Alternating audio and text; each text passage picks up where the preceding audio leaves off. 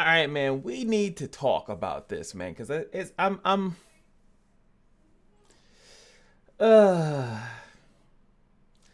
it's starting to get to me, man. Let's talk about this.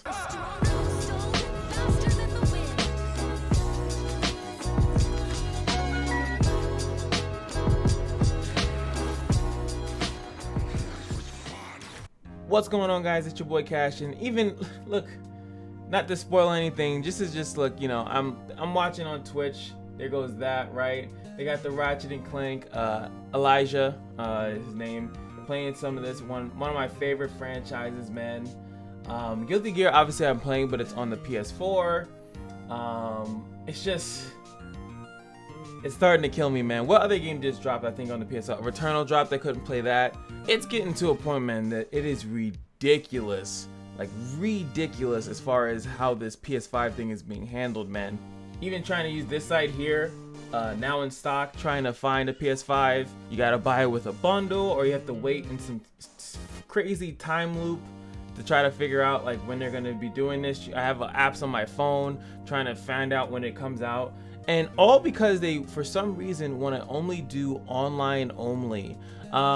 I couldn't really find a reason why. I did look. I remember the assumed reason was that they didn't want to have, during COVID, they didn't want to have like all this people trafficking or something like that. Like, so they wanted to do it online only, so people didn't have to go to stores. And plus, it could be too busy at the stores. It could cause people stealing or some stuff like that. And after a while, it's almost been a year. Now, the PS5 released in November of last year.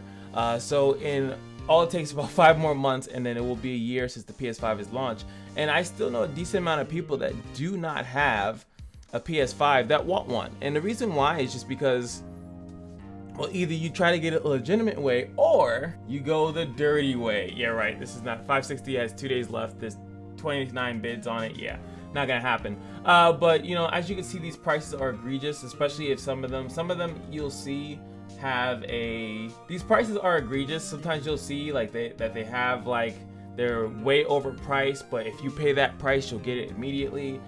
Some of them are not that bad. This one is see, look, that's $690, but it's technically almost $200 above, especially if shipping is, yeah, there goes shipping, so that brings it up to $700. You're paying $200 extra for a console. And this is a person, see, look, and at the moment, it's not even like, I think, yeah, some of them are definitely scalpers with the bots and everything like that, but some of these are honestly people that got this bundle.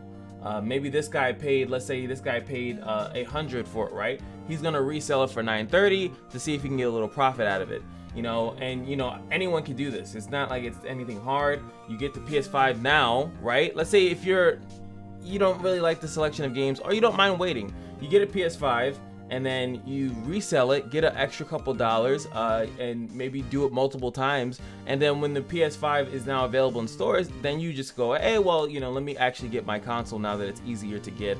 Or when one of my favorite games comes out, that's when I'll stop reselling constantly all the time. But my issue now is just that for the people that just want to obtain it, and like I said, it's almost getting close to a year, 5 more months, and then it's a year. Why haven't they made a better way to do this? And it's like, I obviously know that they don't care. Reason being that if they wanted to really fix this, they could have kind of did it. There are multiple different websites and other companies that make different changes that allow people not to do this. One would be a easy queue system. I do think that by this time, if when I first was interested in buying a PS5, if I was in a queue system, I think I would have had one by now. And I don't think that I would have been like, number 100 or something like that. I probably would have been like number 10,000. If I'm thinking about it, I would have been a really ridiculously high number. But if I go to this site, I think it's StockX. Yeah, look at this site. StockX PS5 sells for about pretty much $200 above what it's supposedly selling at. And you can look at here, I think it shows it down here. Yeah, here we are. So from this site alone, there's been and I think it's specific, and I could be wrong, I think it specifies this item, right? So this is 91,000 sold on this site alone, or it could be everywhere, but even then, 91,000. You can see price premium 58%, and the average price is almost $800. And this is for the standard one. Yeah, this is for the actual disc version. And if I were to go to the digital, I think it's pretty ridiculous. On 60,000 it just showed, selling for $740, still $200, around $200 above what you would normally pay. And again, this is just the site. I don't know what eBay is selling for, or the other site that I was looking at. I don't know how many have been sold through the PlayStation Direct, GameStop, Best Buy, and it's getting to a point where it's like, if I would have just reserved a queue spot in one of these sites, I probably would have got it already, because not everyone's gonna go to each site. And I'm just looking at all these games, and you could call this entitlement. I think it is a little bit of entitlement. I'm just looking at all these games that I really would like to play, not only for the channel, but just for myself. Even let's say if I said, you know what, my YouTube channel is doing bad, which technically it is, but you know, let's say if I were to just want it just to play the games myself, and I can't do it. And now that the PS5 is on its magical trail to start doing things like Ratchet and Clank, like Returnal, like this Final Fantasy VII DLC thing, you know, I can't play them because I don't have the thing. And it's not that I can't afford it. I can't afford it. I can actually afford to spend the $800 something on it, but I just don't like that I have to buy it that way. And I guess you could look at that maybe as a business person. I think if I was running a serious business, I think I would have had to had done that. You know, I would have had to pay overpriced. I would have had the PS5 in November, and I could reasonably think that maybe so that I would have been able to recoup that money by now, by the views and stuff like that. Like saying as a content creator, but it just leaves a sickening feeling in my stomach that I'm giving money to another person for an item that I should be able to buy in a store, or just from online from the person. Like I said, a queue system I think would have worked just fine. I don't know, the thing is that some of these people pick these things up. I don't know if the store is noticing if the guy is picking up like 5 of them. Is there an ID system, like maybe attaching it to the license that you have to, put it in a license or something like that? Something that only one legitimate person can get one copy. I mean, if they're scamming to that degree where they're faking licenses, I think you can maybe fake a credit card or two. But, or if we're scamming that deep, like, come on, man. Like, it's just so annoying. And it's like one of the most unimportant things. As far as like things that we need to be fixing in the world. But as far as like, I guess for me and my entertainment and my personal entertainment, and then of course for my YouTube channel and streaming eventually, especially if the console can handle it or whatever. But it's just like, damn, man, it's just so sad. And I remember the best thing that me and my friend were thinking about doing, we were actually thinking about putting it together. So like, say this thing costs, the digital here costs I think $400, right? Did it tell you the average cost? It should tell you the average cost, right? I think it's $400. I keep forgetting. I think this one's $400 and I think the other one's $500. And then we would look at the price. Let's say if we wanted to pay this, $740 average sale price, right? That we would split it. So instead of it being one person coughing up $740, we would split it to be like whatever that is, I guess three something, and we would split that cost, right? And we would then try to share it, like and it wouldn't be that bad. Like right now, my friend's at work, I'm here, I'm at home, I could record or play while I'm chilling here. Then he gets home from work, he could play and do whatever he wants. It wouldn't have worked out that bad, but it's just the essence of just paying so much for that. And I don't know. Why, folks, in the comment section below, do you guys feel like, what is that, snobbish or entitled? That that's how the market is right now. In other markets, as far as like food, I think of buying supplies. That industry decides the market value. So the market right now for PS5s, unless you can buy one raw from people, this is the market. The market is resellers.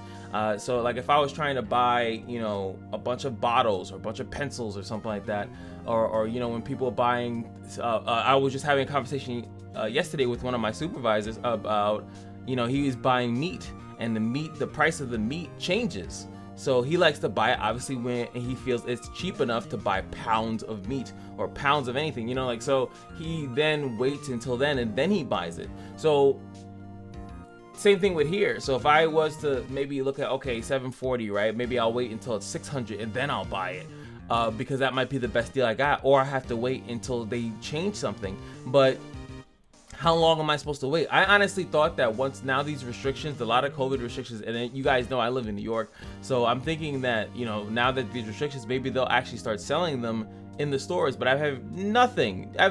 Heard nothing in regards to that. So in my opinion, they have either no intention to do it, or they just, maybe, I don't know. It's maybe they don't care, or maybe they think, well, the money's coming in because they're getting the money, right?